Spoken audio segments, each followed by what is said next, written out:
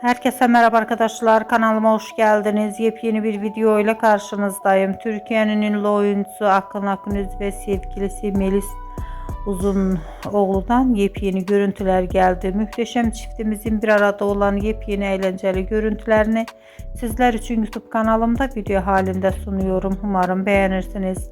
Arkadaşlar, videomu beğendiyseniz kanalımı izlemeyi ve bildirim butonuna basmayı unutmayın. Şimdilik benden bu kadar olsun. Yeni videomuzda görüşmek üzere. Hoşça kalın.